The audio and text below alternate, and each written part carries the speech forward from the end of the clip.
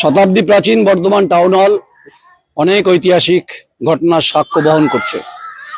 Town hall এখন নতুন রূপে সেজে উঠেছে, তাই বর্ধমান দক্ষিণের এটা অত্যন্ত গুরুত্বপূর্ণ একটা স্ট্যাটাস, ঐতিহ্য, যা আমরা গর্ব অনুভব করি সবসময়।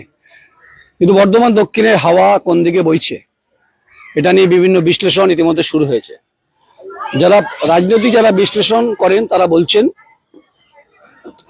কখনো বলছেন দক্ষিণপন্থী অর্থাৎ শাসকের দিকে পাল্লা ভারী, কোনো কোনো মত বলছেন যে পদ্ম শিবিরের দিকে হাওয়া ভারী।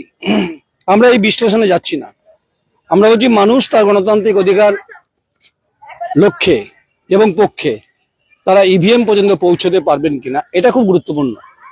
কারণ নির্বাচন কমিশন যে কথা বারবার করে বলার চেষ্টা করছে যে ভারতবর্ষ যে কটা রাজ্যে নির্বাচন, পশ্চিমবঙ্গ গুরুত্বপূর্ণ রাজনৈতিকভাবে, কারণ পশ্চিমবঙ্গের রাজনীতিটা সারা ভারতবর্ষ জুড়েই হয়, আলোকিত হয়। তাই যাক, বর্ধমান দক্ষিণ যখন বিধানসভা কেন্দ্র, স্বভাবতই এই বর্ধমান শহরে রাজার শহর, রাজ পরিবারের ইতিহাস রয়েছে, মহারাজাদের বিভিন্ন অ্যাক্টিভিটি রয়েছে, যে এখনো বর্তমান বিভিন্ন ভবন রয়েছে, যেমন সেটেলমেন্টের ঘড়ি রয়েছে, রাজবাড়ি রয়েছে। এখানে আমাদের দেবতা মা সর্বমঙ্গলা মন্দির রয়েছেন, মা সর্বমঙ্গলা রয়েছেন, একদিকে কঙ্কালেশ্বর কালীবাড়ি রয়েছেন, কমলাকান্তের কালীবাড়ি রয়েছেন, আর পীরবাহারাম রয়েছে যেখানে সেরাবগান কুতুবউদ্দিনের সমাধি রয়েছে। এখানে শিখ সম্প্রদায়, তাদেরও প্রভাব রয়েছে, এবং বিভিন্ন সম্প্রদায়ের বহুত্ববাদ হচ্ছে বর্ধমান দক্ষিণ বিধানসভা নির্বাচন কেন্দ্র। তাই টাউন হলের মাঠে যখন পিছন দিকটা আমরা আসছি, সূর্য প্রায় ডুবে যাওয়ার মুখে, অস্পষ্ট হচ্ছে, কারণ এরপরে রাত হবে। আর হচ্ছে এই সামগ্রিকভাবে এই টাউন হলে অনেক ঘটনা, অনেক অনুষ্ঠান হয় রাজনৈতিকভাবে, বিভিন্ন মত প্রকাশ করেন, মত প্রকাশ করার অধিকার প্রত্যেকের আছে।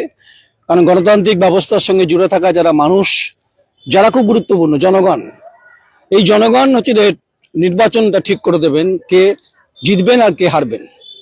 মানুষের অধিকারের প্রশ্নে, স্বাধিকারের প্রশ্নে, রুচির প্রশ্নে, কর্মসংস্থানের প্রশ্নে, শিক্ষার প্রশ্নে, কর্মসংস্থান, চাকরি থেকে শুরু করে সমস্ত ইস্যুগুলো কিন্তু গুরুত্বপূর্ণ হয়ে দাঁড়াচ্ছে। বর্ধমান শহরকে যে বিধানসভা নির্বাচন কেন্দ্র, সেটা 35টি ওয়ার্ড রয়েছে, পাশ দিয়ে বাঁকা বয়ে গেছে, বাঁকার খাল মজে গেছে, স্রোত কার্যত নেই, যা নিয়ে বারবার দাবি উঠেছে বিভিন্ন সময়, স্রোত ফিরিয়ে দেওয়ার দাবিতে।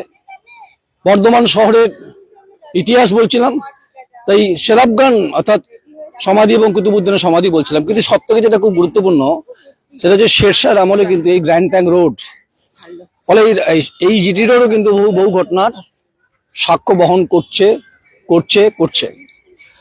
আমরা যেহেতু নিরপেক্ষতার গণতান্ত্রিক পদ্ধতির কথা বারবার সারা বাংলা জুড়ে বলি, দা কোয়েরি, তাই আমাদের মনে হয়েছে যে কোনো পক্ষই অবলম্বন না করে মানুষের কাট টু কাট বক্তব্যগুলোকে তুলে ধরা উচিত।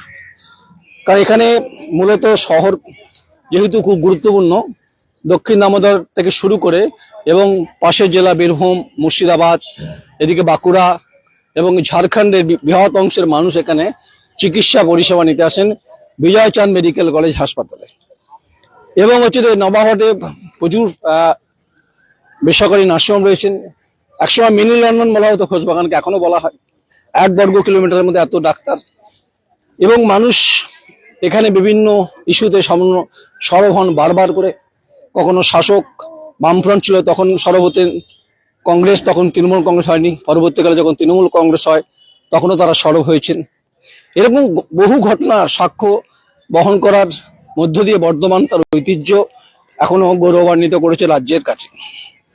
বর্ধমান একসময় বামপন্থীদের গড় ছিল, যাকে বলা হতো ভিয়েতনাম বলা হতো। আজকে সে বামপন্থীদের ক্ষয়িষ্ঠ পরিস্থিতি, যদিও বামেরা তা স্বীকার করতে নারাজ। আমরা কোনো তর্কে বিতর্কে যাব না। বামপন্থীরা এবারে নির্বাচনে কি ফ্যাক্টর হবে? অন্তর্জনান থেকে যা শোনা যায় তাতে এখানে লড়াই দ্বিমুখী হবে। দ্বিমুখী কার? একদিকে তৃণমূল কংগ্রেস, একদিকে হচ্ছে ভারতীয় জনতা পার্টি, একদিকে খোকন দাস, একদিকে মৌমিতা বিশ্বাস মিশ্রা, তার সঙ্গে লড়াই হবে। হচ্ছে বিজেপি বলছে ডাবল ইঞ্জিন সরকার চাই, আর তৃণমূল কংগ্রেস বলছে চতুর্থবারের রেকর্ড মমতা বন্দ্যোপাধ্যায় অর্জন করতে চায়। সেটা ঠিক করবে জনগণ, জনতা জনার্দন, যারা ভোট দেন। শুরুতেই বলছিলাম, রুটি কাপড়া মাকান, রুটি রুজির প্রশ্নে তারা সবাই অন্তত পলিটিক্যাল পার্টিকে চুজ করার পরেই তারা আইনসভায় যান, বিধানসভায় যান। যে প্রশ্ন স্পেসিফিক, এই 5 বছর বিধানসভাতে কি কি প্রশ্ন হয়েছে, বিধানসভার ভেতরে বর্ধমান দক্ষিণ নিয়ে কি কি আলোচনা হয়েছে, এ প্রশ্নের উত্তর মানুষ জানতে চাইছে। প্রশ্ন হচ্ছে যে শহরে যা উন্নয়ন সেগুলো অবশ্যই পৌরসভা ভিত্তিক, যেহেতু বর্ধমান পৌরসভার অনেক ইতিহাস রয়েছে, তাই আমরা কাটাছেড়া করছি ঠিকই, যে এটা প্রশ্ন 5 বছরের উন্নয়নের তালিকা নিশ্চয়ই বিধায়ক দিচ্ছেন এখানকার, যিনি প্রার্থী, আবার পুনরায় তিনি প্রার্থী হয়েছেন।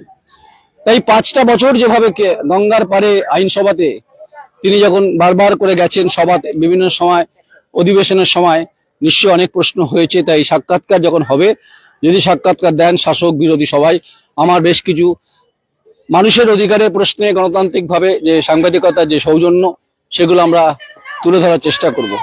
এখানে খেলার মাঠ, যে বাচ্চারা খেলছে এখানে, শৈশব তো প্রত্যেকের জীবনে ছিল, এবং সবাই তার শৈশবের তার কাটিয়ে তার কৈশোর থেকে যৌবন থেকে মধ্যবয়স থেকে বয়স হতে শুরু করে।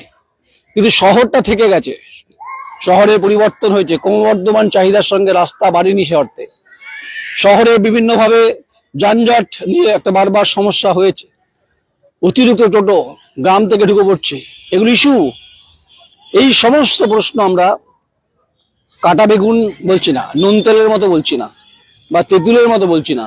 এই সমস্ত প্রশ্ন উত্তর চাইব যিনি বিধায়ক প্রার্থী হয়েছেন তৃণমূল কংগ্রেস, তার কাছ থেকে, আর যিনি বিজেপির প্রার্থী হয়েছেন তার কাছ থেকে জানতে চাইবো যে আপনার নেক্সট যদি জিতে আসেন প্ল্যান কি, আর যদি পুনরায় জিতে আসেন খোকন দাস, আপনাকেও প্রশ্ন করব।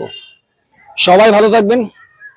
আমার কাজ হচ্ছে যে সহজভাবে সোজা কথাটা, মানুষের কথা বলা। আমি রাজনৈতিক কোনো পক্ষপাতমূলক আচার আচরণের বিরুদ্ধে। আমি মনে করি যে গণতান্ত্রিক ব্যবস্থার সঙ্গে জুড়ে থাকা যে 4th পিলার, তার ভূমিকা গুরুত্বপূর্ণ, সেই ভূমিকা আমি পালন করছি, এর বেশি কিছু নয়। তাই আমাকে ভুল বোঝার কোনো জায়গাতে আমি নেই। যেমন প্রশ্ন হবে উত্তর তেমন আশা করব, অন্তত গণতান্ত্রিকভাবে সেই সৌজন্য আপনারা আমাকে দেখাবেন। নিমিত্ত মাত্র আমি। অনেকে বলেন, ঠিক, দীর্ঘ সাংবাদিকতার বৈতরণী পার করার পর কিছু কথা তো আমার আছে, সবাইকেই আছে। সঙ্গে থাকুন, দেখতে থাকুন, কমেন্ট করবেন। আমার চিত্র সাংবাদিক জয় মণ্ডল, বর্ধমান। নমস্কার।